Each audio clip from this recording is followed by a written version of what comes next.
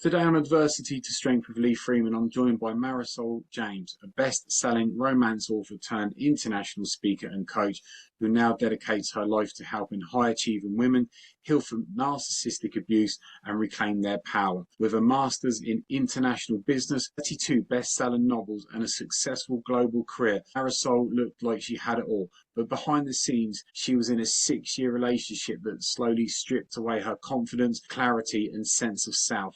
In this powerful conversation, we explore her journey from emotional breakdown to breakthrough. Now she found her voice again and how she now helps others do the same. If you've ever questioned your worth, doubted your strength, or felt lost in the aftermath of toxic relationships, this episode is for you. Marisol, thank you for taking the time out and coming on the podcast today. Thank you. Thank you for that introduction. That was amazing. Thank you. I feel very welcomed here for sure. You're certainly welcome. Take us back to the beginning. Where did your journey start for yourself? That is a very open-ended question, seeing as I'm over 50 years old, but I suppose it would be when I started writing romance full-time for a living. It wasn't a choice. It was something I kind of fell into by accident, but I embraced it. And it taught me sometimes the value of deviating from your set path. I had had a history of a master's degree in international business. I had worked in management in Eastern Europe and Hong Kong. And then suddenly I ended up as a full-time romance writer. And I was writing healthy, respectful, romance, a little bit steamy, but in the end, it's all about the love story and the relationship. And I was at the top of my game. Like, I was a best-selling writer. I was one of the top 100 authors on Amazon. And I don't mean romance authors, I mean author. So, around that same time, my marriage broke down, and my ex-husband and I parted on really healthy, respectful, wonderful terms. I mean, I just talked to him last week. We're raising 2 boys.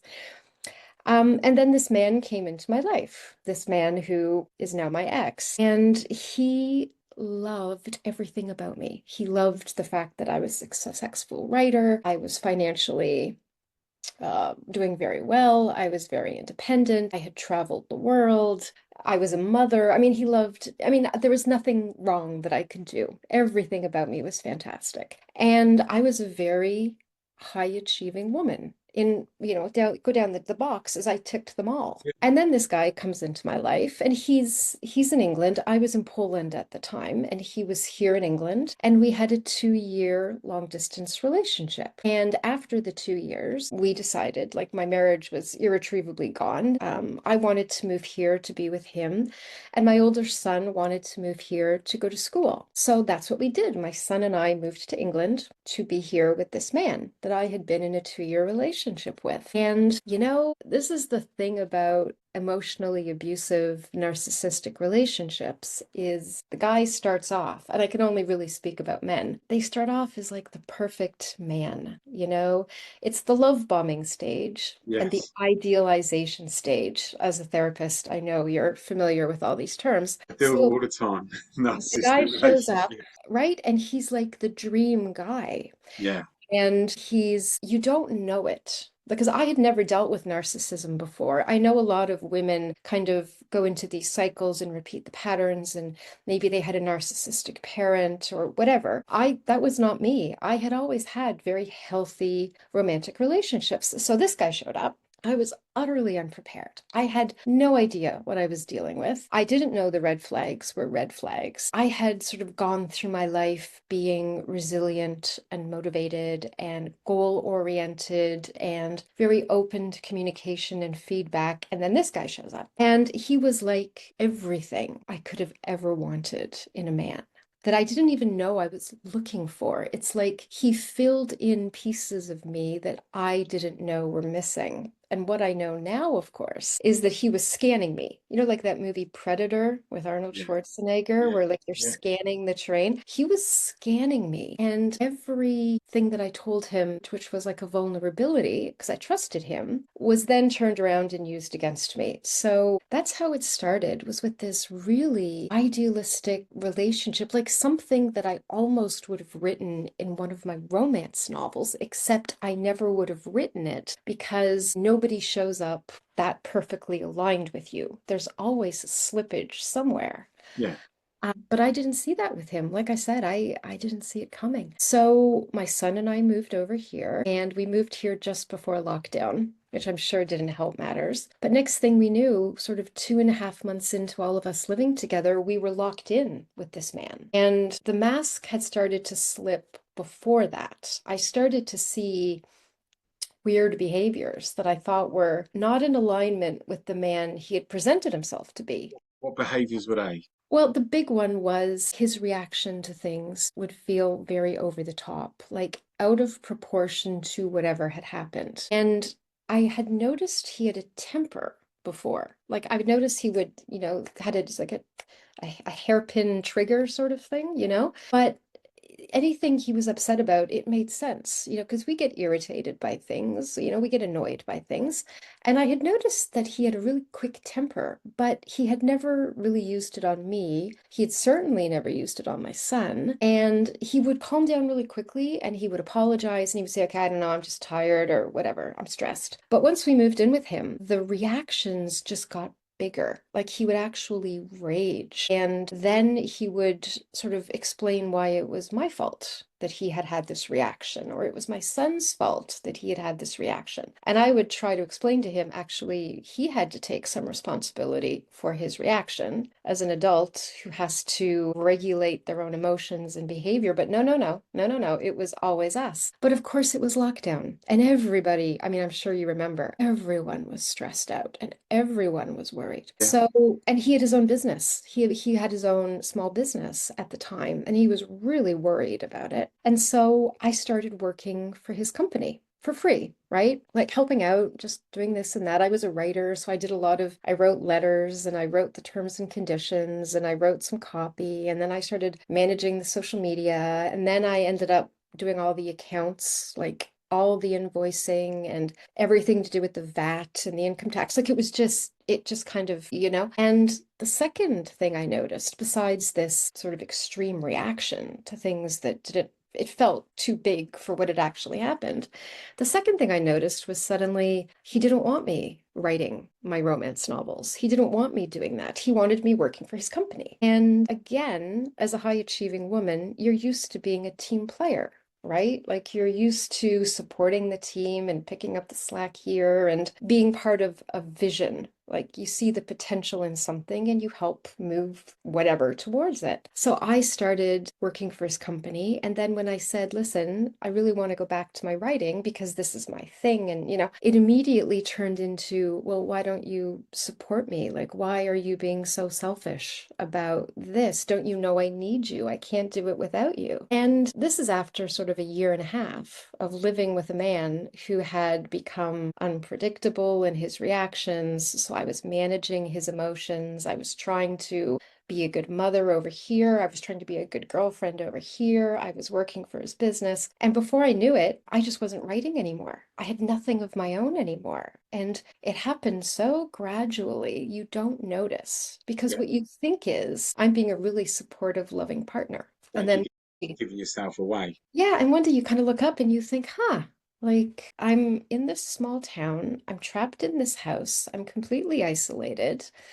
Um, I'm working for a company that's not my dream, and the demands are piling up. And anytime I try to take anything for myself at all, like even just reclaim who I was before, it's a huge issue. But the problem with all of this is, as I'm sure you know, and this is where kind of the emotional, mental part comes in, is that you remember the man from the beginning, this amazing man who showed up like an answer to all of your prayers, and you can't figure out where he's gone. And You it is chase it. explained to you in no uncertain terms that the reason that man has disappeared is because you have messed up or you're a Yeah. disappointment, you're doing something wrong. And he can't appear because you're such a lousy partner. So again, as a high achieving woman, you are used to taking feedback from others, taking it on board and saying, I will work on that in myself.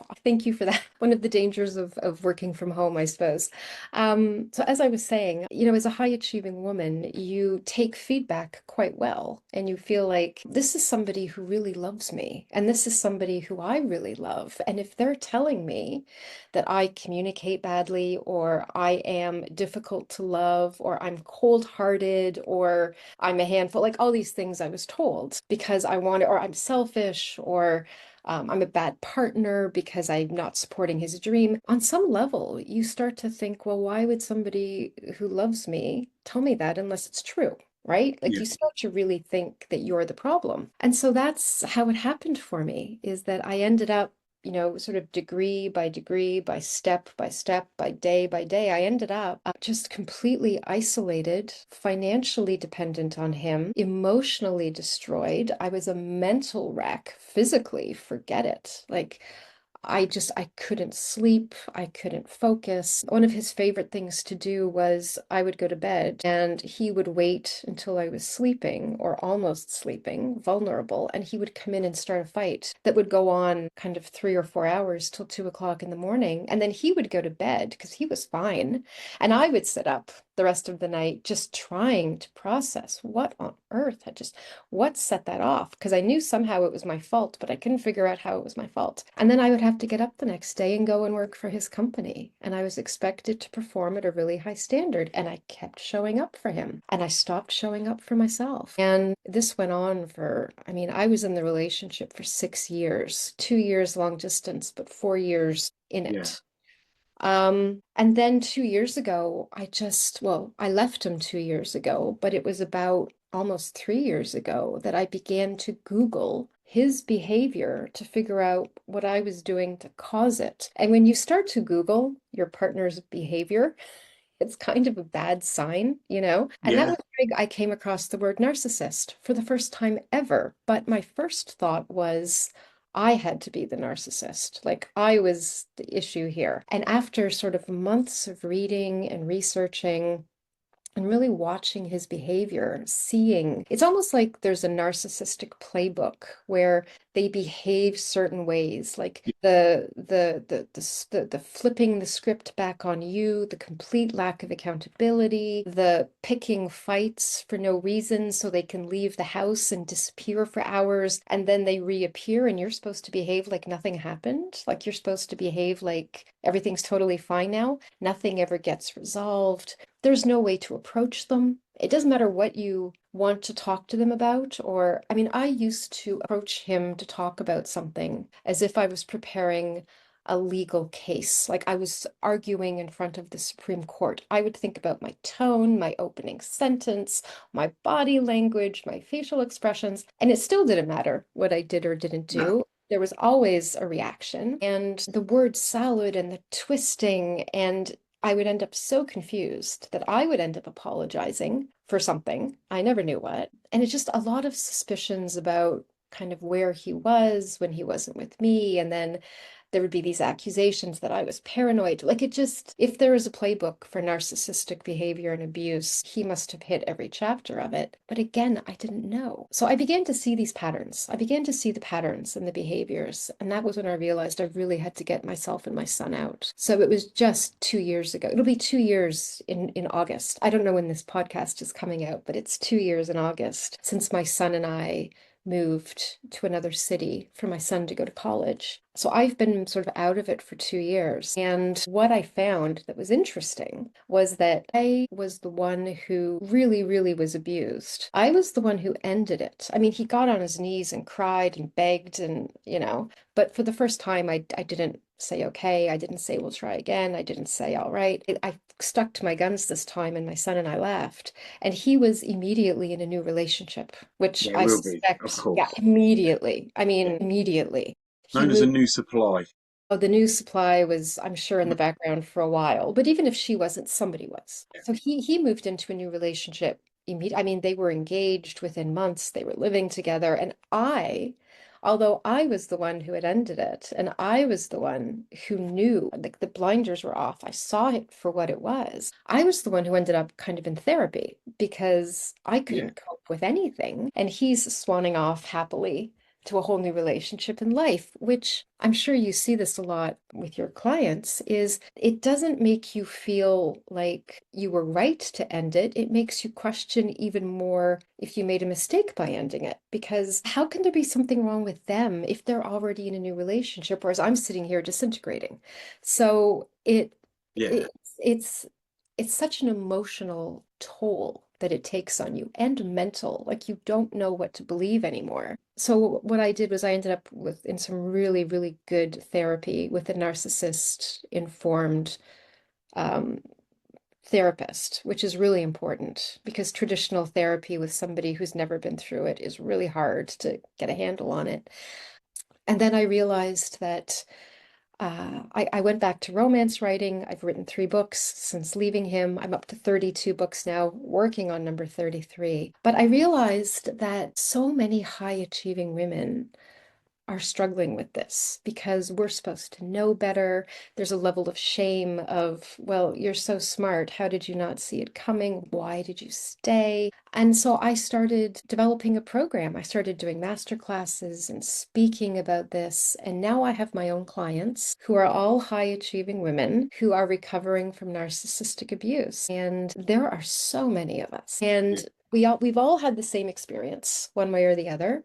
And we all end up the same way, which is feeling like we were stupid not to see it coming. And we can't be all that great and successful if we let our entire lives be taken away from us by this guy. So this is what I'm doing now. So kind of that was a very long, meandering answer to your question, but this is the journey. This is where I began, and this is where I've ended up and how. If you go back to when Mm, you're in the middle of that relationship, I mean, I'll always, when I have clients that are victims of narcissists, I'll always defend them because they're like, oh, I should have known this and I should have known that. And when they have therapy, it becomes so obvious. But mm, it's like when you see that magic trick, you can't work out how they've done the magic trick. And then the magician shows you the magic trick. And you're like, oh, is that all there is to it? yeah. But when you get into a relationship and you don't even know what a narcissist is or gaslighting. You're not looking for it. And as you know yourself, it just creeps up. It's not in one go, it's step by step. And Mm, then that person's chasing the fictional person that that person's created to try and get it back. And they're trying to go after it and do these different things. At the same time, it's stripping away everything about their life. So they're just a victim in it. It's not that they made all these mistakes. Well, they might have done, but there's reasons that they did it. They didn't see it. They're not aware of it. But once you learn it, what a narcissist is, then you know yourself. You can spot them a mile off. But going back to yourself, mm. when was the moment that you realised just what he was? I mean, there were a few. There were moments that I look back on now, and that should have been the moment. I mean, probably the worst was one of the nights. It was right around his birthday, probably about a year before I left. And it was the same thing. I had gone to bed, I was exhausted, and he showed up, turned the light on, and I got out of bed, and it was the same thing.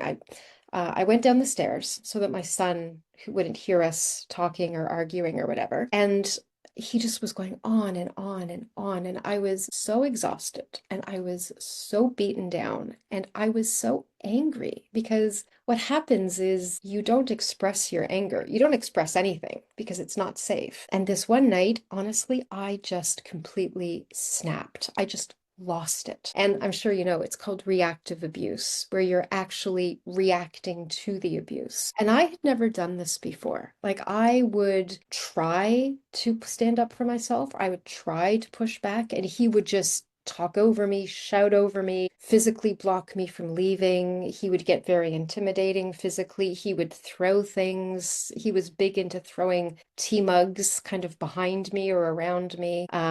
He wouldn't let me leave. And this one night I had just had it. And I attacked him this one night. Like I ran at him and he hit me so hard.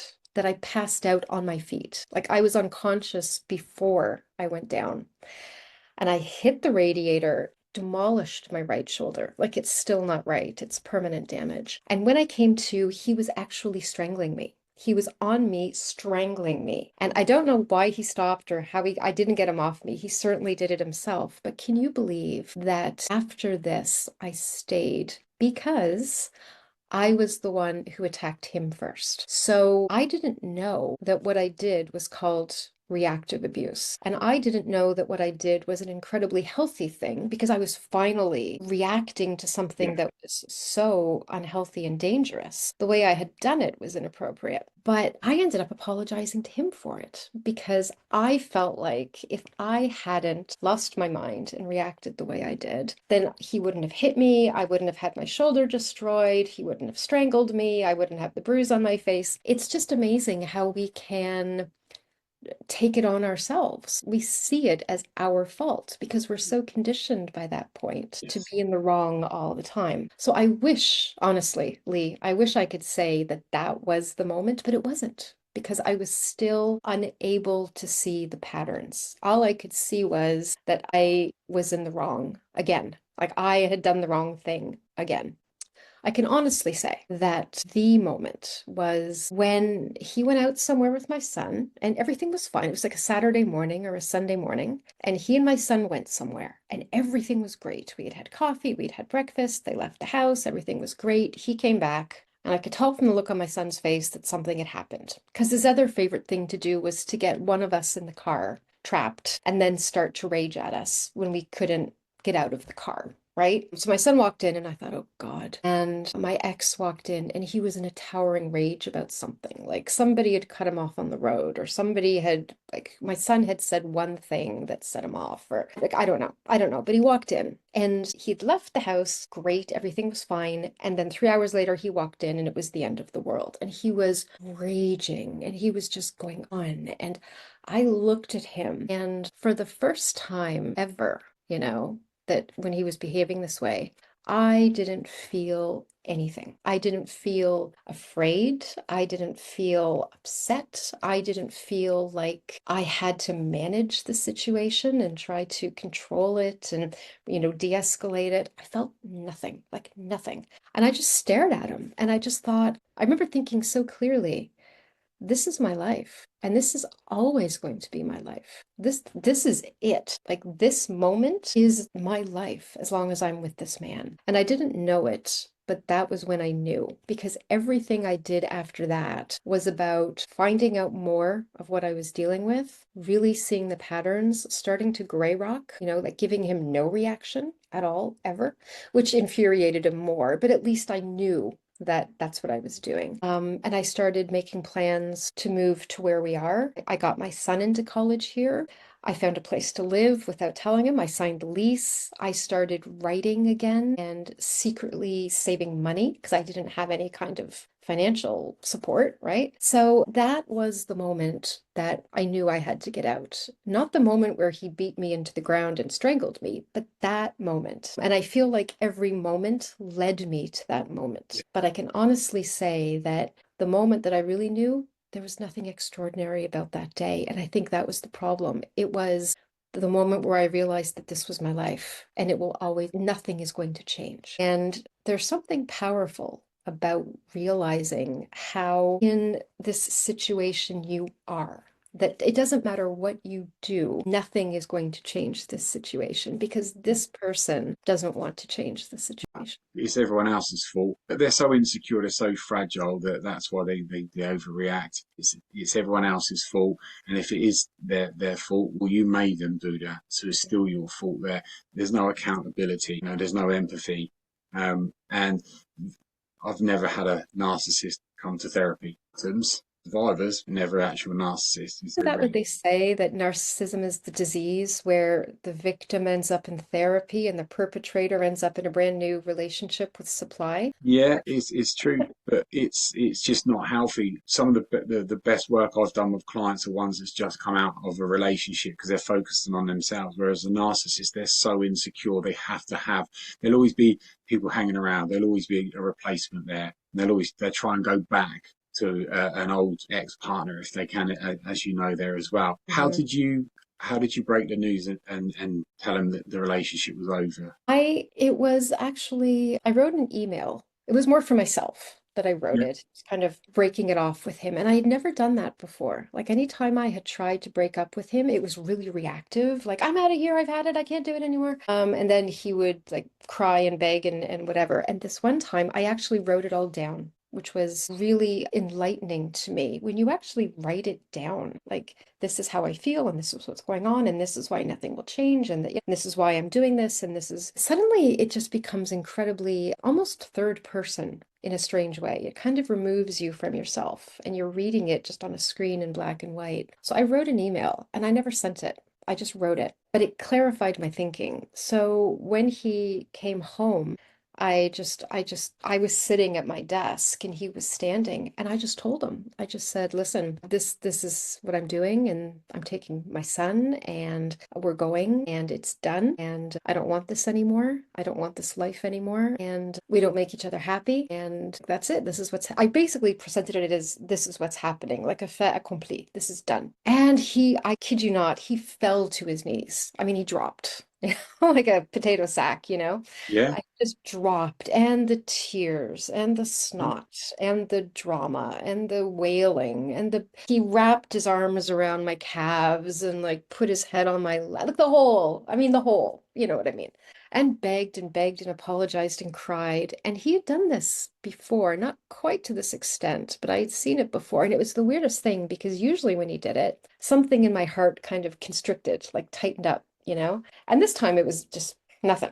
So I just kind of stared at him, like the way you would stare at, I don't know, like an insect or something. And I had no interest. I had no emotional connection. And I just said no. And then he said, oh, you don't mean it. So I showed him the email. I never sent it, but I actually pulled it up because I was sitting at my desk. I just pulled it up and I said, this is what I wrote this morning. Look at it. And he didn't want to look at it. So I said, let me read parts of it to you. And I began to read parts of it. And then the tears again and whatever, the drama. And then and then I think he thought that in a day or two I would rethink it, but I didn't. I didn't rethink it at all. And that caught him by surprise. So you might find this surprising. He immediately went out and found a therapist, an online therapist, but he went out and found a you. therapist for him. Yeah. And he came home and said, I found a therapist and I've got a session and I really want to work on this because I don't want to lose you and like my son and, well, my son, not his son. And so I'm in therapy now because I really have to work on myself because you're right. I have an anger issue or whatever. And he ended up coming back to me after his session and saying, my therapist says I have an anger issue. And I'm like, you do not have an anger issue. Anger is the symptom. It's not the Yeah, issue, right? yes, that's right. Yeah, Like your rage is about controlling everybody around you with fear. It's about yeah. bullying and intimidation. The anger is a tool, it's a weapon. The anger is not the issue. I mean, it's an issue for me because I can't feel safe in my own home, but you don't have an anger issue. You've got a narcissism issue. But you'd said that to him by then. I did. I What did did. he say to that? He told me I was the narcissist. And I said, Typical okay. narcissist response. I said, you know what, that's fine. And this is where the gray rocking came in handy. I said, that's your opinion of me. That's okay. That's fine. Which he hated, because he had lost control He'd of my lost control. He'd actions, lost his right? power. He'd Yeah, lost, yeah. So, and that was it. He was in therapy for a while, and he would sit down on the sofa with me, and he would have these very reasonable conversations where I was actually allowed to speak for the first time in years. He wouldn't talk over me. He would be very calm and all of the things that I had been begging for years. Suddenly, he was doing them. And I knew what it was. It was just another way to hook me back in, yeah. right? To regain the control of the situation and me and my son. And I kept telling him, I'm really glad you're in therapy. I think you're in therapy for the wrong thing, but I'm glad you're in therapy, but it doesn't change a thing for me. It doesn't change a thing for us. There is no us. And I think the reason that he ended up sort of succumbing to the inevitable is because he had this new supply on the side. So he was okay with letting myself and my son go because he had somebody else already lined up. So I ended up in real therapy for the real issues, and he ended up in fake therapy with a new girlfriend. So that was kind of how it all played out by the end. And I was destroyed and wrecked and just a husk of a person. I didn't know who I was. I didn't trust myself at all. I was a single mother suddenly with no income. Like the business that I had worked for sort of 4 years with all my talent and my sweat and my tears and my energy, he walked off with it, right? Like he walked off with it was his business. So I really began from like nothing, nothing, zero. And that was 2 years ago now. So it's been very hard. It's been very life-changing, but it's also been really great that I've had to rebuild myself. I've reclaimed parts of myself from before, definitely, because I've always been an optimistic, positive, ambitious person. But now I feel stronger. Like I have a real sense of who I am and what I will accept in a relationship and what to look. You were talking about how you can see them coming a mile away now. I Yeah, could.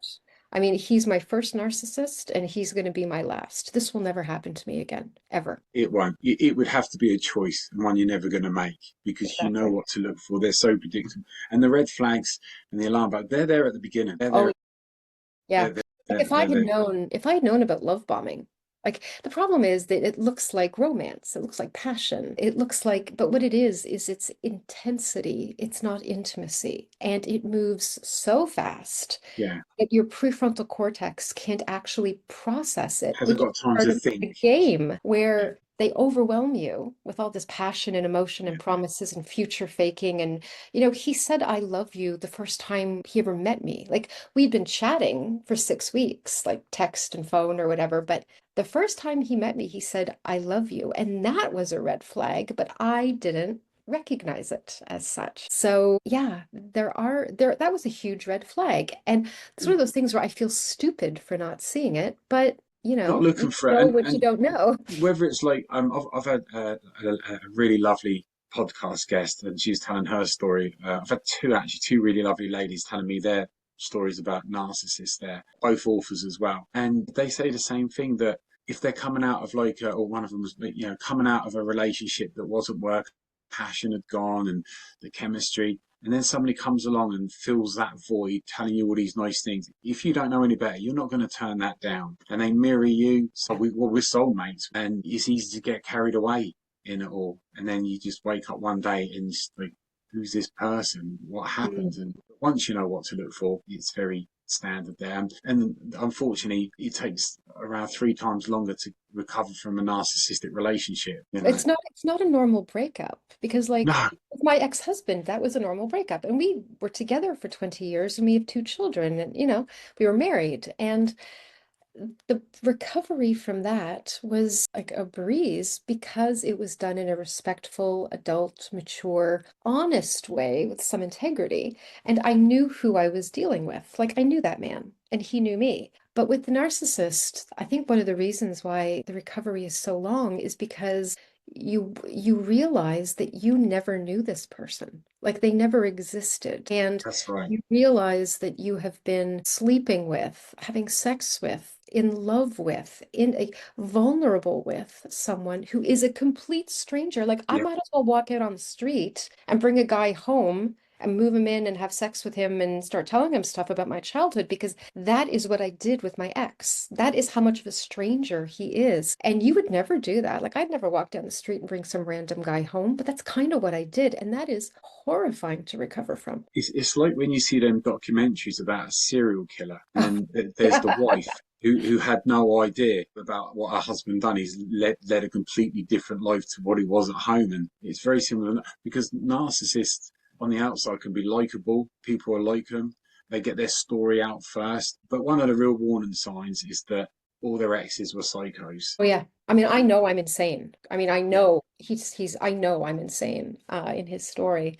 And that's fine. Like that's part of Well, he, he's got that. a script. He's got a script because he can't say, "Do you know what, I treated that lovely lady terribly. I'm awful. I really need to get a lot of help." he knows what he's done, but he'll have to justify it. And the way of justifying it is telling himself a story. So, well, this is the reason that happened and that wasn't my fault and all this. And I'm the victim. They'll always be the victim. Oh They'll yeah. always be the victim. And the other thing that you might have got as well is you're sat in a seat you've not known him more than 2 minutes, but you're the most amazing person that's ever come into his life, far better than all of his exes that were crazy. Oh yeah. That's usually a common one. Yeah, no, it's interesting what you said about like somebody leaving sort of a passionless relationship and then being overwhelmed by all this. I love you and you're so beautiful and oh my God. And you want two kids, I want two kids. Oh, you love Greece, I love Greece, like the mirroring, right? For me, this is what I talk about with my clients, is I talk about our wounded strength, which is this thing that has happened to us. And it can be in childhood, but it doesn't have to be. But it's something that has really, really hurt us in some way, that's just really kind of soul deep affected us. And this thing is what makes high achieving women so high achieving, because it gives us drive, it gives us strength, it gives us independence. So it's a strength, but it's a wound at the same time. And what I figured out is that my ex tapped into this wounded strength that I didn't even know existed until he saw it. And this is why narcissists are so dangerous in a way, is because like I said, they scan like predator, right? They see things in us and they latch onto them, like they attach themselves to this thing, and it's the hook that draws us in. And in my case, as a child, I had cancer. Between the ages of 9 and 12 I lived in the hospital back in Canada. So for 3 years I didn't live with my family. I didn't go to school. I didn't have any friends except the kids on the ward. And, a kid died kind of every week there. It was like the dangerous part of the hospital, where if you were there, you were a really critical case, which is why I lived there for 3 years. So over those 3 years, I wasn't really allowed to have needs, emotional needs, because who was there to meet them? Nobody. Right? The nurses were wonderful. My doctor was wonderful. But my mother had two small children at home. My dad worked full time. We only had one car.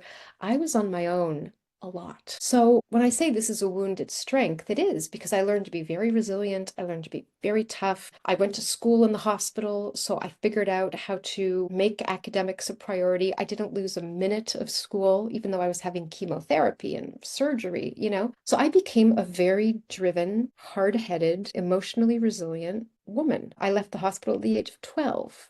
But what I got from that, if I look back on my life, is that I walked away from that experience utterly believing that I was alone in the world and I had to do everything myself, that I was the one who had to take care of myself, regulate my emotions, and it made me very successful, right? And then he showed up. And one of the first things he told me was, and I remember this because I just cried, he said, "You don't have to do it all by yourself anymore. I'm here now. Let me take some of that off you." And it was the first time in my life that someone had said that to me. And he just found this deep, untapped longing for someone to take care of me for the first time. And that's what he promised me. That was what he was offering. And so, of course, it's irresistible to me, Yeah. because I felt safe and I felt secure, and I didn't even know I needed those things. If you're in a child, it's that 9-year-old girl that's needing all of that, and suddenly it's appeared from nowhere, and you've got no chance of turning that down. Not one. So then when he started to devalue me and withdraw and get cold, Yeah. I utterly panicked, because, of course, he's the first man who has ever sort of looked at me and said, "You don't have to do it yourself. Let me help you." And suddenly he was what? He was disappearing. Oh my God, no, no, no, no, no, no, I can't have that. So what am I doing wrong to drive him away? And that's where the control and the power starts, really. Because you then start assuming it's your fault, and then you start chasing after what you had at the beginning, or you believed you had at the beginning. One of the things that I learned about narcissists is that when they meet a new supplier, they genuinely believe this person has got all of the answers to all of my problems, which there's going to be a lot. I mean, they've got a warped, distorted view of the world. Yeah. So they generally do believe that. And then when they realize that this person's just a normal person that is not going to solve all their unresolved issues, Yeah. that's when they change. Well, they feel betrayed. They Yeah. feel like you tricked them. Like you presented yourself as something that you actually aren't, rather than them doing that, Yeah. right? Showing up because, and you know, it's true because with every new supply, they completely change their interests, their goals, the way they dress, the way they speak. Like they're the ones who change, whereas most of us remain pretty centrally Yeah. core who we are, right? People are allowed to change, but you don't change your entire personality for a new partner, whereas the narcissist does. But it's weird because that's exactly what I tell some of the women that I work with is they think we tricked them because we showed up as this perfect, most amazing, incredible woman ever. And then suddenly, guess what? We have needs. Suddenly, we have a weakness, we have a vulnerability, we have a bad day, you know, whatever we do. And we're up on the pedestal so high, we Yeah. come crashing down. And they feel betrayed. They feel like they fell in love with something that wasn't real, which they did, Yeah. but we never went out Created to it. behave that way, right? They idealized us, and we're not the ones who mirror them. They mirror us. So it's Yeah. just this really, it's an interesting psychology they have, but it's a very dangerous one because no matter how many ways you try to approach them to talk about things or explain things or try to get them to take some accountability for their part, never, never, not in a million years. You know, when you're in a uh, relationship with a narcissist is when you're having an argument and you don't even know what the argument's about. It's interesting, you know, because after we broke up and he was in therapy and we were sitting on the sofa having these very adult, reasonable conversations, he admitted several things to me, which is what made me realize that he knew what he was doing all along, Yeah. actually. One of the things he admitted two things to me that were very interesting. Number one, he told me that when we would have an argument, like I would come to him about something and I would say, listen, we need to talk about this thing that you did or said. And he would get defensive. He told me that very often, halfway through the conversation, he would realize that actually he was in the wrong and I was right. And he wouldn't admit that. There's somebody else at my door. Go for it. Do you know what? This has never happened where I was interrupted twice in the same podcast? Anyway, so what he told me was that he would realize that actually he was in the wrong, but he did not want to admit that. So what he told me openly, he said, I would panic and realize that I was wrong about something, but I didn't want to tell you that. So I would start pushing your buttons and ramping things up. And he told me the goal was to get me to lose my mind. Like to be so unreasonable and so confusing and so intimidating and so enraging that I would start to shout or I would start to lose my mind. And then he could say, look at you. Look how I mean, you're telling me I'm being unreasonable. Look at you. You're saying I'm shouting at you. Look at you. And I would immediately back down and I would say, okay, you're right. You're right. I'm sorry. And he told me openly that he did that on purpose because he knew that if he could get me to behave the same way he was behaving, that I was dragged down to his level. These were his words. I was dragged down to his level, and then I lost any kind of high ground that I had. And then he didn't have to admit that I was right. I mean, this was a strategy that he openly admitted to using. What did you think when he said that to you? You And weren't going mad finally? well, I had broken up with him by this point. We were stuck together for sort of 60 Yeah. days in the same house because of having to give notice. And I remember thinking two things. First, I remember thinking he's just saying this to get me to give him another chance. Like he's taking some accountability to get me to say, "Oh God, you realize that? That's amazing. Let's try again now that you realize this, right?" But the second thing I thought was that makes so much sense because I couldn't figure out how I had become so bad at communicating.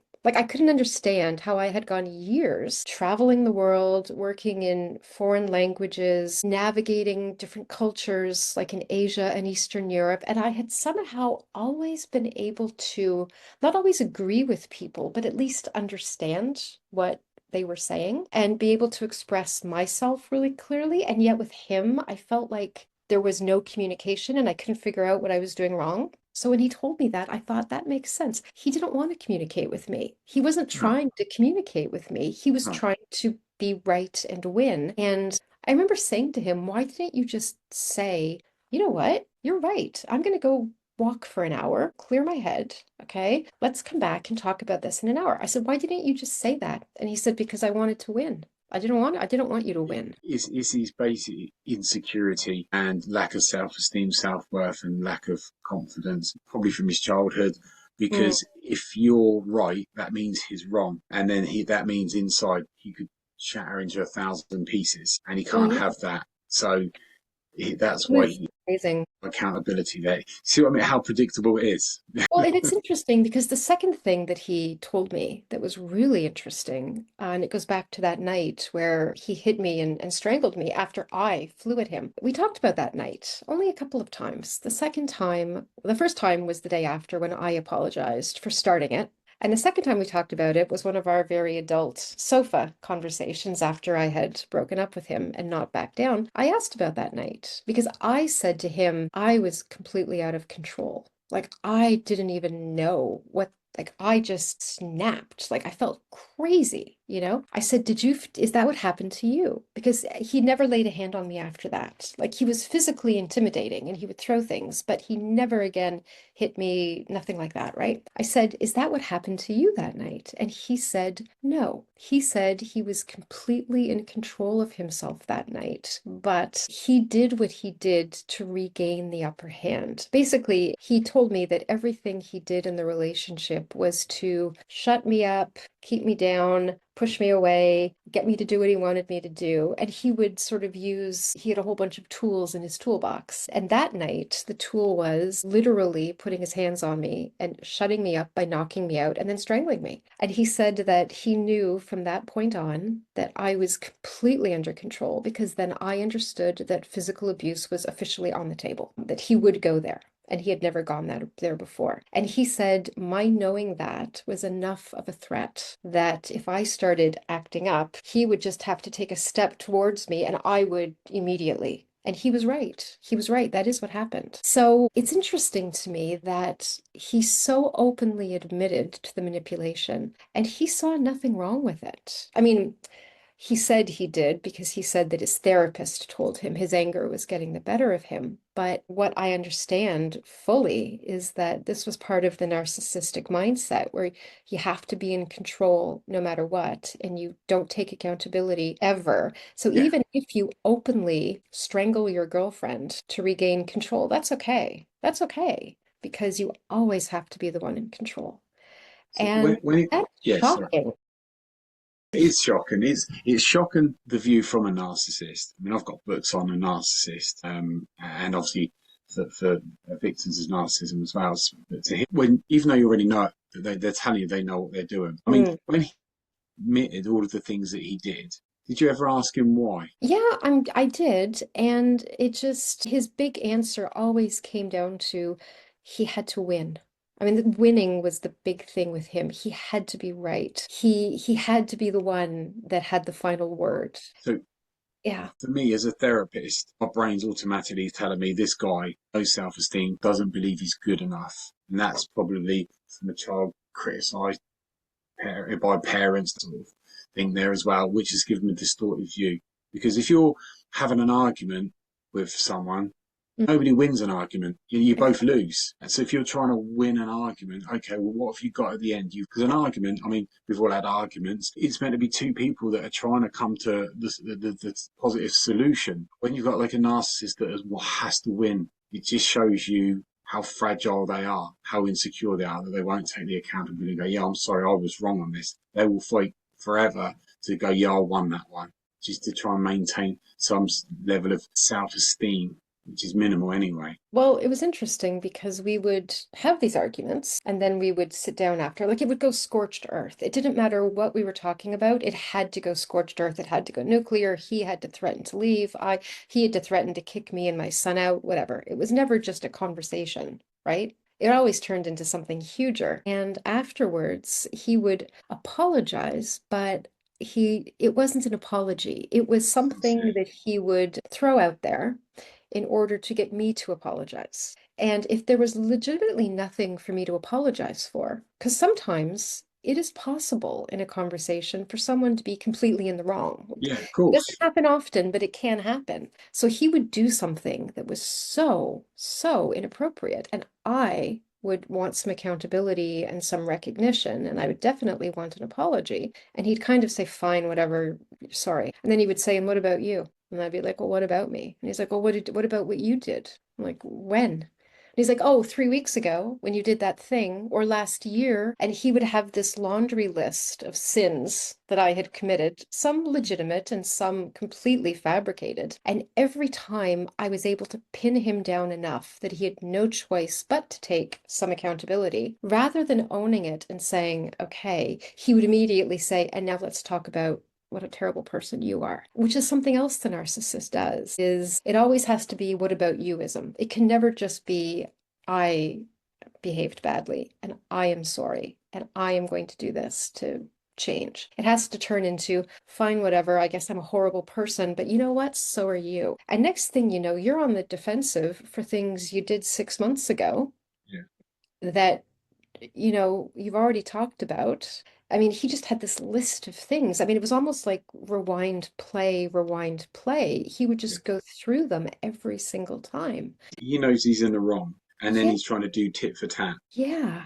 And that's something else that narcissists do. Part of the playbook is this whole, fine, I'll admit some culpability here, but we have to spread the blame around. Yeah. It has to be you too, which is interesting because I remember at the end of the relationship when he was doing his therapy and we were sitting on the sofa, he told me that he realized that sort of 98% of the problems in the relationship were him, and 2% were just healthy, normal things that happen in a relationship, right? And it was interesting because he would tell me that, and then I wouldn't take him back. And then then it was like, okay, well, it's 50-50. Like I did some bad stuff, but so did you. Like you're responsible as well. You aren't perfect. And then sort of by the end, it was all me. Like, the 98% was gone. It was 100% on me because Yeah. I was such an awful, terrible person. But of course, he was with the new supply by this point. So of course, I had to be the worst woman ever because he was now with the best woman ever. He was giving her the same lines, I'm sure. And I had to be insane and I had to be unreasonable and all of that. So it was interesting how at the beginning, he was more than happy to take accountability. And I use that in quotes. Oh, he's lost interest. He's lost interest. Yeah, because He's found a replacement for. he was still trying to regain the control and keep us there. But it was interesting because as we kept slipping away, suddenly it became, well, you weren't perfect either. You were pretty bad. I'd say it's 50-50. Like sometimes my fault, sometimes yours. And I'm thinking, huh, this is interesting. Because of his insecurities and low self-esteem, he has to justify that it can't all be his fault. Because if it is his fault, then all of those negative beliefs and what he's been put through or whatever, well, that must be true then, and I can't have that. So it's got to be somebody else's fault, at least 50-50. In fact, probably it is all their fault, and I'm still the victim.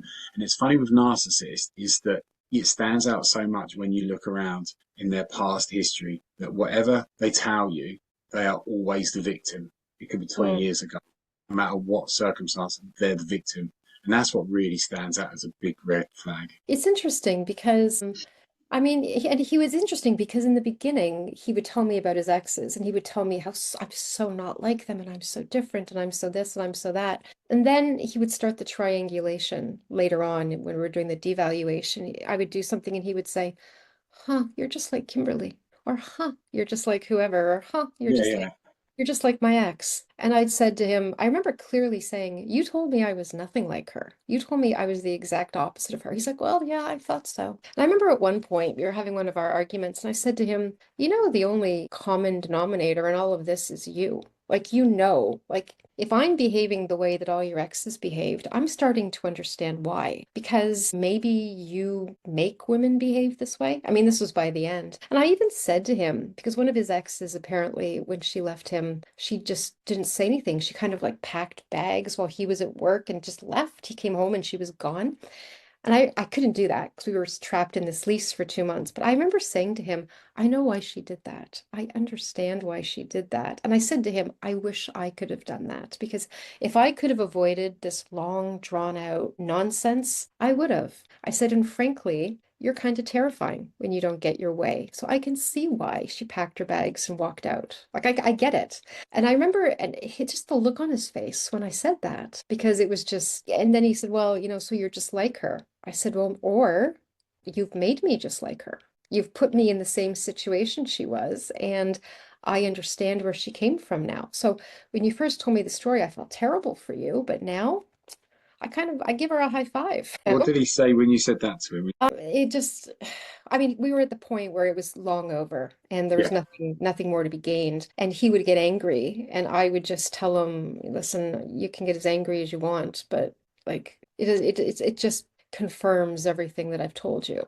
So he would try very hard not to get angry. He would just leave. And then there'd be some silent treatment, which was his other big thing that he used for manipulation and control. But I didn't care. I was at the point where I would just tell him what was on my mind because it was over. And so that's why I was able to tell him things like, I know why she did that. Or has it ever occurred to you that maybe you're the problem? Or I said to him, you know what? Because I remember in the context of the conversation where I told him that that night where I ran at him, I was completely crazy. Like I felt like a lunatic. I was out of my head. I said to him, has it ever occurred to you that maybe your exes reached that point with you as well, where they were just so broken down and so demoralized and so angry and so confused, and they were behaving like lunatics the way I did because you kind of poked us, you pushed us to that Awesome. point. Yeah. What did he And say? he was like, well, no, I mean, no, I don't get that at all because I'm never out of control. I always know what I'm doing. And that's when I was like, what?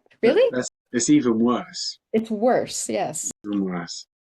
But he didn't understand that because he said that everything he did, he chose to do. And that was when I looked at him honestly and I thought, I have no idea who this guy is. Like, I have no idea who this person is I've been with for 6 years. And that's the reality of the narcissist. That's one of the reasons why I was so wrecked after I left. It wasn't so much the leaving. I think it was a lot of the truth bombs he dropped on me in that Yeah. period where I was working on the assumption that he didn't know what he was doing, he was out of control, it was some kind of disorder, and then I found out the opposite. And do you know how hard that is to recover from?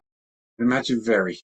Yeah, yes, it is. Where do you feel you are now, 2 years later on? Life coming back to normal, Where am I now? getting your Well, passion back, you've changed. I know myself a lot better. I don't think you can walk through the fire and not come out toughened. But the other thing that I realized is I don't want to do everything myself. It's something that made me vulnerable to him was the first guy who came along who offered to help me with something. Got me to the point where I would do anything to hold on to that guy. So I had to really work on myself. And that meant not just hardening and toughening, but actually softening. Being willing to say, I need help, or Yeah. I can't do this alone, or I need to do some work on myself, or I need to love myself better, or like saying to my son, yes, I'm your mother, and yes, it's just the two of us, but I need you to back me up. Like, I can't do everything. So that has been incredibly wonderful to be able to soften. You'd think that I would harden more after this, but it's quite the opposite. Hardening more isn't going to serve me. I need to let people in. I need to admit when I feel weak or I feel overwhelmed. And I was never really able to do that before him. So I do that now, which I think is amazing.